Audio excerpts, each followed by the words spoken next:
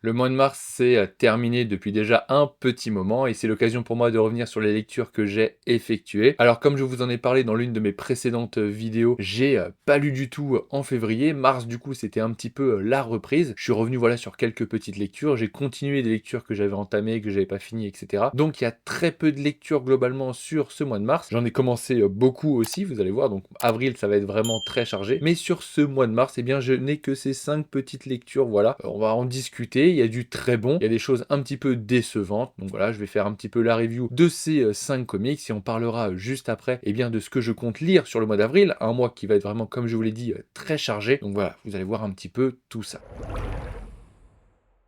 Pour ma première lecture, on commence du côté de Marvel Comics avec le fabuleux début de run de Fantastic Four par Ryan North et Iban Coelho. Franchement, j'ai adoré. Je trouve que déjà l'initiative de publier en deluxe par Panini, elle est vraiment cool, vraiment bonne. Ça fait directement eh bien, quelques numéros, un tome un peu conséquent, voilà, et on peut vraiment se plonger directement dans ce début de run, contrairement au 100% où souvent c'est 5 voire 6 si on a de la chance maximum issue par tome. Et donc là, j'ai vraiment aimé cette initiative. Alors, Iban Coelho, je trouve ça incroyable. En plus, là, il y a une petite finition, là, vous voyez le petit vernis sélectif qui passe sur Reed, un peu sur les 4 Fantastiques d'ailleurs. Voilà, donc c'est vraiment déjà un bel ouvrage. Et puis en plus de ça, le récit, il est vraiment, vraiment cool. Globalement, on va suivre la famille après un terrible événement qui s'est passé à New York. Donc au début, c'est un petit peu flou, voilà, on nous dit pas vraiment les circonstances. Et on voit que la famille, elle est fragmentée. On a d'un côté La Chose et Alicia qui sont en vadrouille, un petit peu excentrés de la ville et qui se retrouvent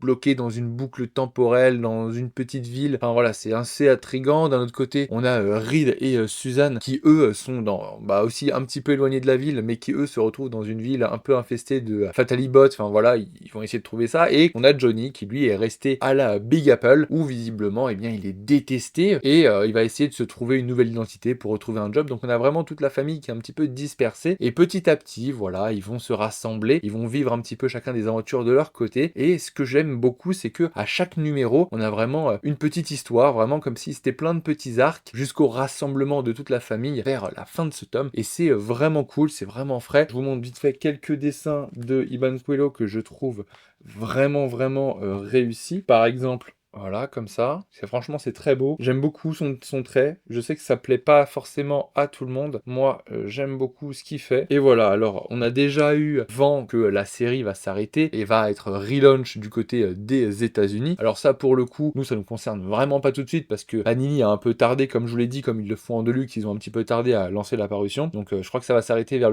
la trentaine de numéros aux États-Unis avant de reprendre au numéro 1. Ça sera toujours par Ryan North, donc ça sera, je pense, une continuité et ça sera peut-être expliqué pourquoi est-ce qu'on repart sur un numéro 1. Très certainement, on s'en doute, un numéro 1 va beaucoup vendre avec l'arrivée des 4 Fantastiques en juillet, mais est-ce qu'il y aura peut-être une raison un peu scénaristique à la fin d'un gros arc, etc. Ça, on verra eh bien quand ça sortira. Et sinon, ça a été une excellente lecture, comme je vous l'ai dit, j'ai beaucoup aimé, j'ai hâte d'avoir la suite et de voir quel sera l'avenir des 4 Fantastiques sous la plume de Ryan North. On reste du côté de la Maison des Idées, puisque ma prochaine lecture, c'était voilà, du pocket, j'avais envie de quelque chose d'assez transportable, puisque j'ai pas mal bougé aussi, et du coup, je me suis pris le petit Spider Island depuis un moment que je voulais me relire. C'est un événement où j'avais un très bon souvenir, j'avais beaucoup aimé l'idée derrière cet événement de Dan Slott, qui était tout simplement d'essayer de montrer quelle était la particularité de Spider-Man, qu'est-ce qui fait de Peter Parker Spider-Man, est-ce que ce sont ses pouvoirs ou à l'inverse, est-ce que si tout le monde avait ses pouvoirs, il sortirait quand même du lot. Et du coup, c'était un petit peu ça tout le but de cet événement. Globalement, ce qui va se passer dans Spider Island, eh bien, c'est le chacal qui va réussir avec l'ADN de Peter Parker à proliférer ses pouvoirs à toute la population de New York via des punaises, il me semble, je crois que c'est des punaises, et du coup tout le monde va se retrouver doté des pouvoirs de Spider-Man, et du coup ça va montrer qu'est-ce que Peter Parker a de plus que les autres, si ce n'est ses pouvoirs lorsqu'il est Spider-Man, et j'avais un très bon souvenir de cet event. Franchement, je pense que lorsque j'avais lu le run de Slott à l'époque, c'était vraiment bien goupillé dans tout ça, j'avais beaucoup aimé. Et là je suis retourné du coup juste sur l'event, donc voilà, là, il y a 300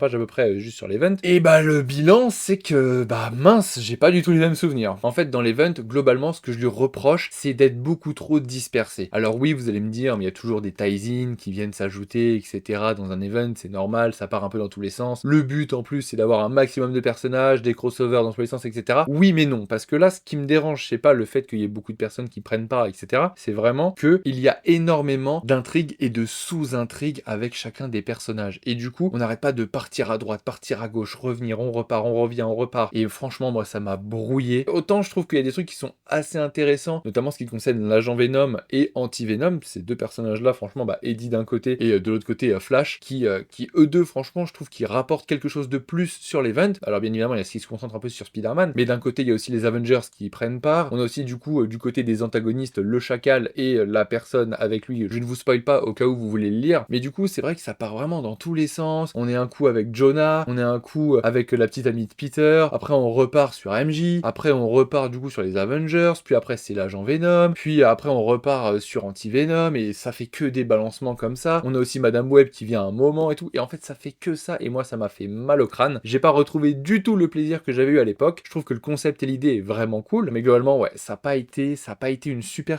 lecture, donc pour le coup je vous recommande pas trop, surtout qu'en plus les dessins c'est Humberto Ramos. Moi j'aime bien, mais je sais que ça plaît vraiment pas à tout le monde, donc ouais non, franchement je ne conseille pas trop de partir là-dessus. Si vous voulez un événement très cool sur Spider-Man, il en existe 2-3 qui sont vraiment sympas. On peut par exemple citer La Dernière Chasse de Kraven, la saga du clone ou encore Spider-Verse, qui à mon sens sont de bien meilleurs événements. On n'allait quand même pas rester du côté de Marvel indéfiniment, du coup les prochaines lectures, eh bien ce sont Absolute Power tome 1 et Absolute Power le tome 2, voilà. Et alors ça, c'est la grosse surprise du côté de chez DC, parce que c'est vrai que sur l'ère Down-Off, on peut aimer, ne pas aimer, il y a des titres qui sont bons, des titres qui sont moins bons, mais moi j'en attendais vraiment rien d'Absolute Power. Lorsque ça a été annoncé, je me suis dit oh là là là là, Amanda Waller de retour en tant qu'antagoniste par rapport à la Justice League, etc. Ça m'a jamais vraiment emballé, ce genre de choses. J'ai lu l'événement en VO, parce que oui, du coup en VF c'est une relecture, et j'ai vraiment été très surpris de la qualité de l'événement. Alors certes, il y a des choses qui ne vont pas, il y a des petits tie-in qui servent vraiment à que dalle, mais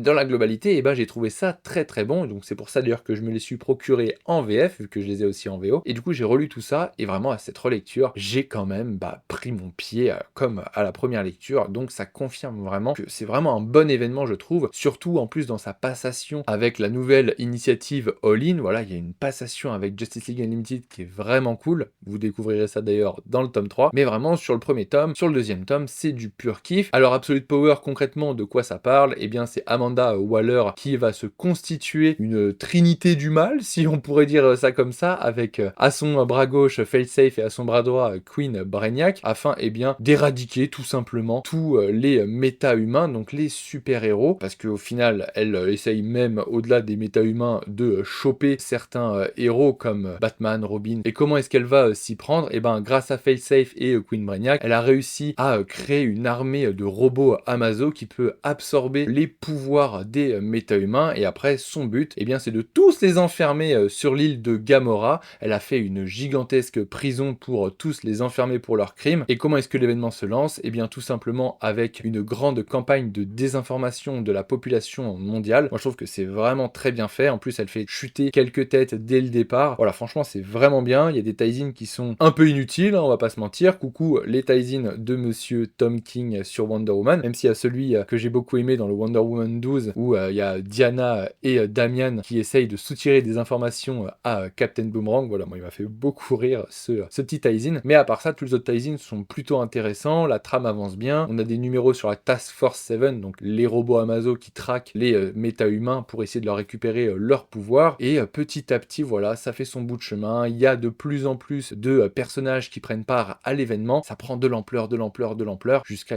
l'apothéose que sera le tome 3, et donc moi j'ai beaucoup apprécié. Voilà, j'ai pas grand chose de plus à dire, si ce n'est qu'il y a un moment avec Nightwing que j'adore dans le tome 2, où vraiment il nous montre que c'est lui le boss. Voilà, vous allez enfin écouter Nightwing, ça m'a fait vraiment kiffer, et puis j'ai hâte que le tome 3 sorte ce mois-ci, parce que voilà, on clôture un petit peu l'ère Infinite du côté d'Urban, et donc voilà, moi j'ai très hâte. Et comme j'étais dans les événements, je me suis dit on repart aussi du côté des événements du côté de chez Marvel, et hop, le Blood Hunt tome 2 que j'ai terminé, je suis actuellement en train de lire le tome 3, et pareil, j'en attendais rien du tout, mais alors j'avais encore moins d'attentes que pour Absolute Power avec ce Blood Hunt, et et je me suis dit: «Bon, Jed McKay, voilà, il a fait des séries comme Moon Knight, il m'a déjà conquis. Est-ce qu'il peut me conquérir sur un event?» Prenant part un peu, du coup, avec plein de personnages de chez Marvel. Du coup, je me suis tenté, le tome 1 était très sympa et il a piqué ma curiosité. Et du coup, là, je suis sur le tome 2 et le tome 2, pareil. Franchement, il y a un bon rythme. Il y a pas mal de choses qui se passent. Il y a un gros plot twist dans le tome 1. Moi, franchement, je m'y attendais pas du tout. Et du coup, voilà, je continue. Et franchement, faut avouer que ce tome 2, il était tout aussi bon que le tome 1. Et je pense que le tome 3 va être tout aussi bon. Alors, c'est vrai qu'il y a des choses qui me parlent un petit peu moins concrètement. Les tie-ins sur la Strange Academy, bon,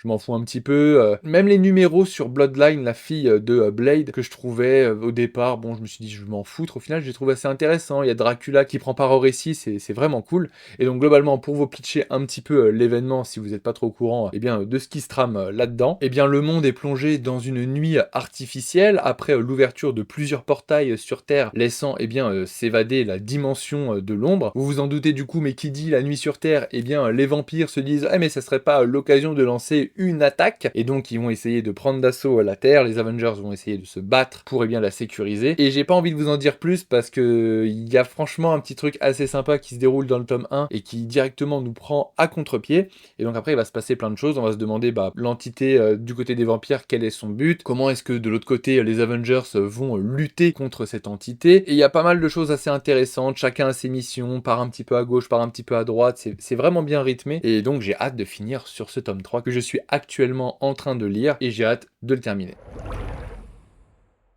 Bon, globalement, qu'est-ce qui m'attend sur ce mois d'avril? Eh bah, pas mal de choses, parce que j'ai ma palle juste en face, là, donc je vais un petit peu regarder et vous dire ce qui me reste à lire. Globalement, j'aimerais terminer enfin toute l'ère Dawn of, parce que c'est vrai que j'ai acheté tous les titres, mais je n'ai pas tout lu. Donc il me manque à lire les derniers tomes de la JSA. Il me manque aussi le dernier tome de Dawn of Titan. Est-ce qu'il me manque autre chose? Oui, le Dawn of Green Arrow et Black Canary, le tome 2, je l'ai toujours pas lu. Et d'ailleurs, ça me fait un peu chier parce qu'on n'aura pas la suite de Bird of Prey en VF. Donc si j'adore, ça va être un peu compliqué. Il faut aussi que je termine du coup Nightwing Infinite par Tom Taylor, parce que je prends un plaisir monstre à lire celle de Dine Waiters, donc la série en VO actuellement. Et c'est vrai que j'ai toujours pas terminé celle de Taylor, honte à moi. Et globalement, c'est un petit peu la réflexion que je me faisais récemment. J'ai tendance à lire de plus en plus en VO contrairement à la VF, et je trouve ça un peu dommageable parce que ça revient un peu sur ce que je disais dans mes souhaits pour l'année 2025, le fait de communiquer de la part d'Urban un petit peu plus sur ce qui compte éditer ou non. À l'heure actuelle, on sait toujours pas si Action Comics va sortir en VF, on sait toujours pas si la nouvelle série Nightwing va sortir, on sait toujours pas si on peut avoir des petits coups d'éclat peut-être sur la série Aquaman, sur la série Batgirl, sur les spin-offs à Justice League Unlimited. Et moi ça m'embête parce que du coup j'ai pas du tout envie de les rater, j'ai envie de les avoir, et donc